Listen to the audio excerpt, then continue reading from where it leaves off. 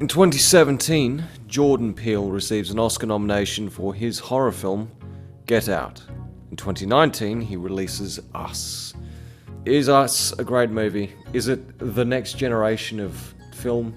Is this going to usher in an era of auteurs who are going to create their own films and they're fantastic and amazing? They don't need studio control.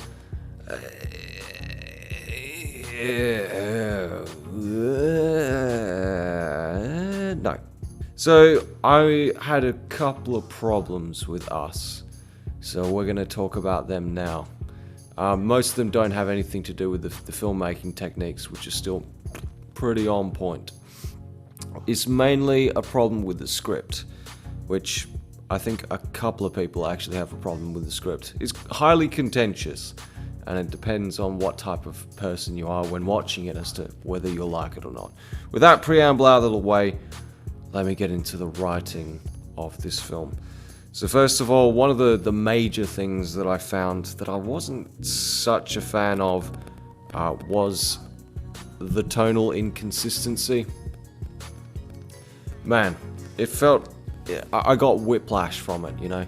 Because sometimes the tension would be ramping up and just be going, oh my god, Jordan, and then you just slam on the brakes and, you know, get your head fucking slammed into the airbag. It's like, ow! I just got whiplash. It's very inconsistent. There's a lot of comedy elements, as you'd expect from one of the creators of Key and Peele. This happened as well in Get Out, that there were a lot of comedic elements in that film as well that are particularly prevalent in this one. The only problem I found was that the horror elements would sometimes not exactly gel with the comedy. Spoilers! They kill one of these girls.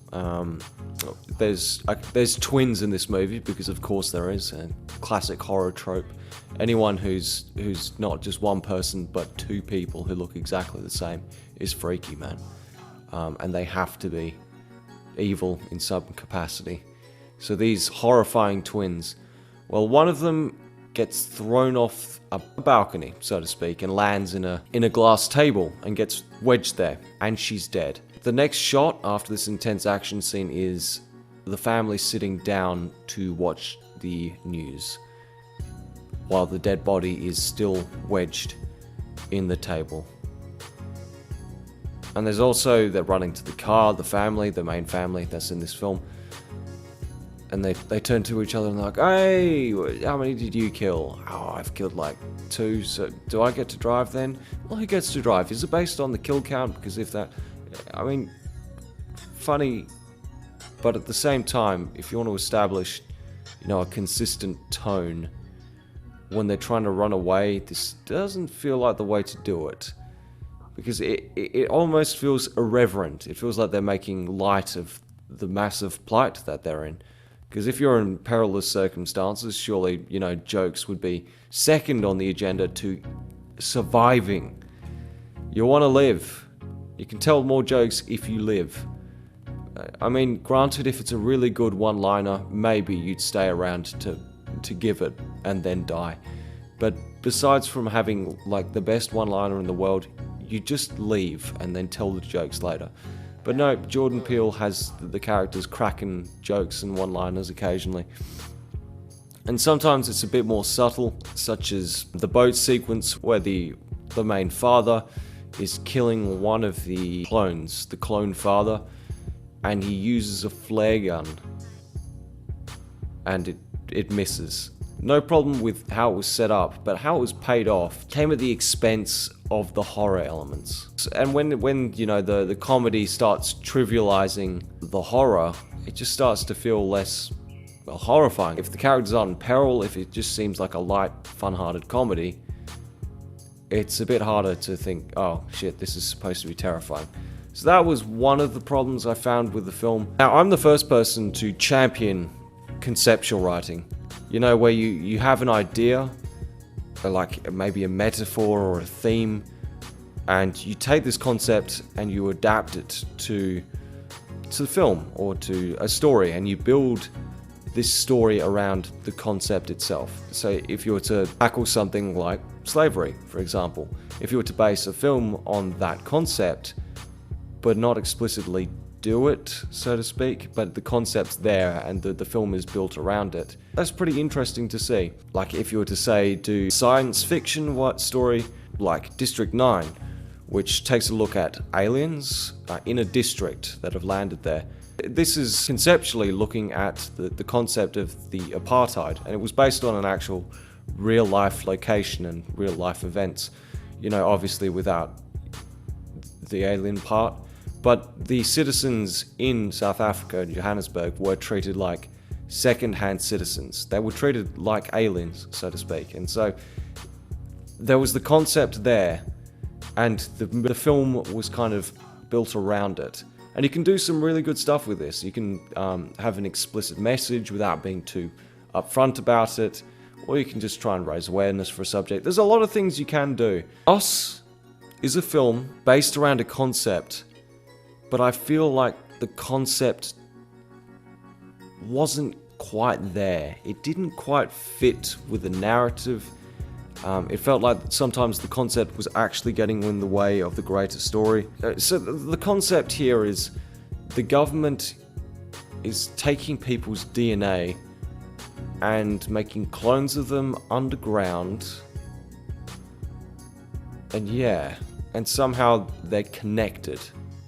The clone in you. But then the concept doesn't really work within the world, within the realism of the world, because if you start thinking about the concept, all these problems start to crop up, like how are they getting the DNA?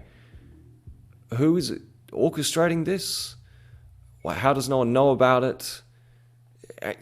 And we could, spend hours talking about this stuff and filling in the holes with cement, so to speak. But then there'd just be more holes. I don't know if you've seen that scene from Coraline, where she stamps, like she's getting adjusted to her new house, and she sees that there's a little crook in the carpet. She stamps on that, like that, and then 2 more crooked spots emerge on the carpet as a result of her trying to stamp out this one. She tries to stamp them out, and then the original crook is back. What I'm saying here, I'm making an analogy, is you can fill in one plot hole, but then you just reveal more plot holes, and more and more and more, and you can spend forever trying to fix the plot holes and make it work logistically within the world. But wouldn't it just be simpler if the writer just adjusted it so that these questions were answered better, or that the concept was rewritten so it could work better within the realism of the world? I found afterwards most of my discussion wasn't so much on the themes of the film, but how the would this work within the world, and really just picking at the concept, because the concept was very iffy. People have suggested to me then, well, just turn your brain off, but still, man, you're asking a lot for someone to just switch off their brain and stop thinking about inconsistencies within the script. Now, some of this does come down to type of viewer you are. For example, there's different genres within science fiction that appeal to different people. Some science fiction really tries to delve into the logistics of science and the technology and the gadgets and explaining how everything works and trying to make a really consistent world with very consistent rules. And some people really like that style. For some people, they don't want to focus as much on this. So, you get a random science gadget gizmo thing, and the author just tells you, this is how it works. And you don't think about it, You just accept that that's just how it works, and then we move on. So, depending on whether you like to have a concept explained and fit within the realism of the world, or if you just like to know that the concept works, might change how you can view this film. I'm very much on the side of, I like things explained, and I like the realism element. If you can just turn off your brain and accept this is how it works, you might have a better time. But my problem is that even within the science fiction genre where, you just look at something and accept that it works, is based on suspension of disbelief, right? You're supposed to say, okay, I can suspend my disbelief for this. And that's based on, the elements that we know from the world. oh, gravity exists here. But I'm going to suspend my disbelief and say that this object here, this magical floating orb, can fly. Okay, it's a science fiction world. I can accept that. The problem with this film is it's not science fiction.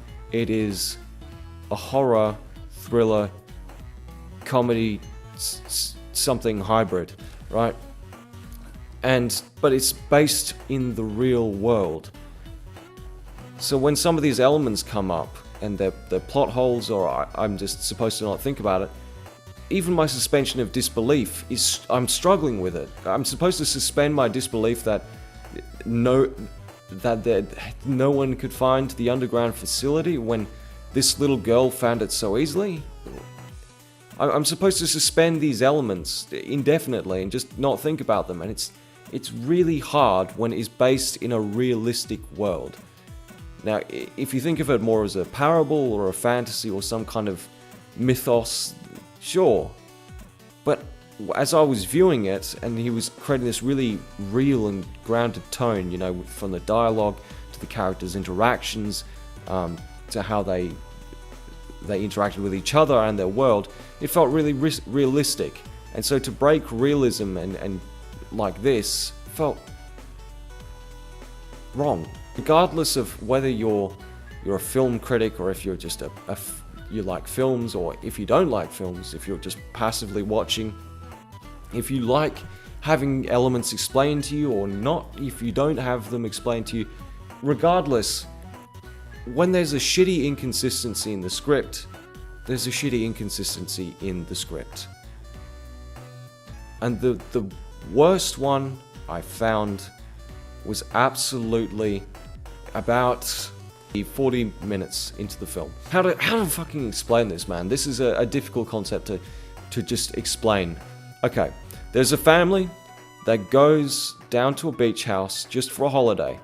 But in the past, the main character, mother of 2 children and married to the father, of course, she went there in her past when she was young.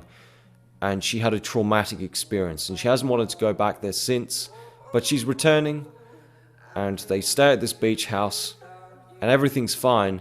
But then one night, they're visited by 4 complete strangers who would just stand outside, who then proceed to invade their house. And these strangers, as it turns out, are exact replicas of them. They're clones. And what the clones are there for, it is explained, is that they have somehow escaped the facility. The somehow part comes in a bit later. They've escaped the facility that they were detained within, and they're coming to kill their regular selves so that they, as clones, don't have to be tethered to them, and they can be free. What really got me was that the main clone, the clone of the main character, explains why she's there. She explains her motives. And to paraphrase, she's like, well, I'm here because you saw me. This was the traumatic event, by the way, when she went to this beach house before. She goes to a carnival, and she ends up walking into one of these carnival rooms and seeing herself, a direct replica of herself. And this clone says the clone saw the main character, and she wanted them to leave together. You know, she wanted them to be friends. She wanted to get out. But then she ran away. But then the main character ran away. God, fuck, this is confusing. I hope you can understand everything I'm trying to say. But that's why she said she's doing these things. And then later, the same clone character is revealed not to be the clone, but revealed to be the main character. And the clone and the main character did a switcheroo when they saw each other at a young age, and the main character was detained in the facility with the clones. That absolutely does not fit what you've just set up before. You've established her motives. This event occurred because she left, because the main character left without helping her, the clone. And now you're saying that clone actually strangled her and then took her place. It's completely different. There is no consistency between the two.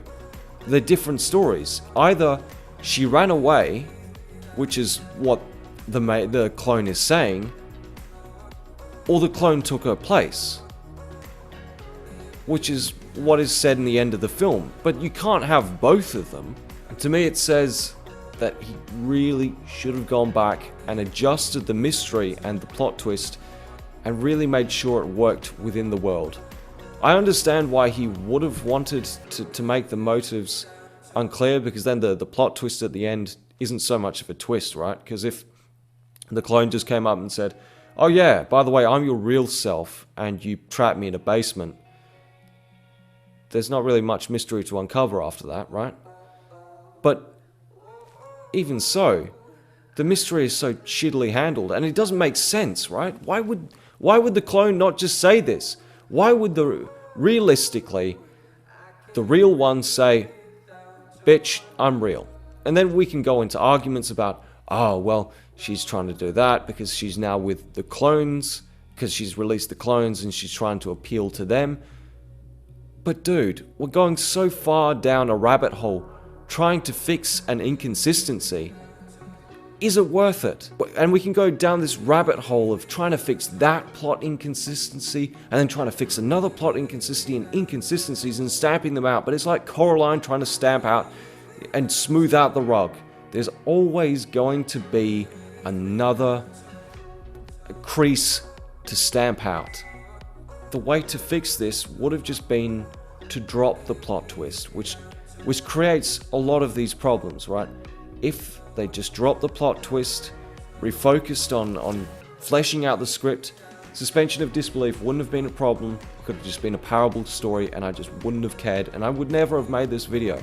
Actually ruined my second viewing of the film rather than enhancing it, because then I started looking at it again and I was like, but that doesn't make sense. And that doesn't make sense. Why is that there? That doesn't make sense. A second viewing ideally should reveal elements that, previously weren't discovered and create a different, unique viewing experience for a well-written film, of course. Like, say, Get Out, where the plot twist, watching it again, you can see how all the elements fit. It's like, oh, okay. Not the same for us. I'd like to see the director, Jordan Peele, do more stuff. He's got a very unique vision. He's got some interesting concepts and ideas that I think could really make for some great cinema. His cinematography is really good. We didn't even get into that, but there's some fantastic cinematography in this. I'll give an example. The main character, the mother, she's lying her head down on a glass table, and she's watching as a spider kind of crawls across the glass table. Later in the film, the clones break into the home, shove her face against this same glass table, and then stick a knife through it. I believe, I don't have the footage here to show you, so I may be wrong, but I'm fairly certain this is what happens, and it creates this crack that is similar to a spider's legs. It's very, very interesting visual symmetry, right? And it feels like he set something up without saying anything, with having two events which seem to be entirely unrelated to each other, but they are related in a cinematic way, in a visual way, and it's just amazing to watch. And details like that, they're fantastic. Each frame feels like it's shot with purpose and direction, and the actors all do a fantastic job. Particularly, I really liked they go see, the main character sees another family down while they're holidaying, and the dad of that family, his clone, I really liked him. He kind of captured this element between quirky and completely horrifying.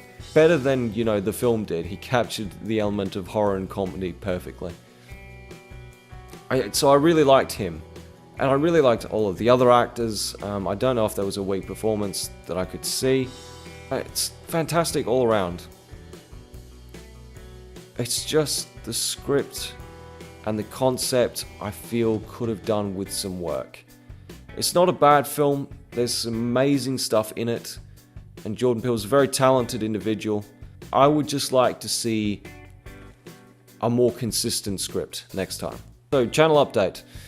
I'm going to be sticking with this style for more of the cinema stuff because I got a lot of shit to do and there's only so much time in every day. If I was to spend hours of my life trying to create really hyper-edited videos for a half an hour length video, I would be here for like a month, maybe more, just trying to make one video. And I can't really afford to do that. So unfortunately, I'm going to have to put less effort into these videos. I won't be able to give you the kind of content quality that's necessary because I don't have the time. And there's a kind of battle between quality and quantity. And I want to get out more videos. I want to make sure that there's more cinema stuff that you can see from me. But I can't do that if I'm spending months of my life trying to edit one video. So how it's going to work is when I'm going to create these ones for the cinema stuff, I'm just going to have the trailer looping in the background. I might, if I have the time, I might try and put more effort into it, but generally this is going to be the format I follow. And if you want to see the evidence, the film's there, I would absolutely recommend that you see the films and the television series I'm talking about to make your own opinion on it or see if I made any mistakes. But I'm not going to be putting the film I'm not going to be putting the footage on the screen to show my examples because that amount of editing is just untenable for the future. Gameplay videos will be continuing as usual. They're a bit easier to edit, so I'm going to just be continuing to do that. And I really enjoy playing games. Game reviews are probably going to be my most highly curated and edited ones. I do like making game reviews in the style of like Seth and people like that. So I'm going to be doing that. If there's anything specifically you want me to look at or anything like that, just let me know and we'll take a look at that as well.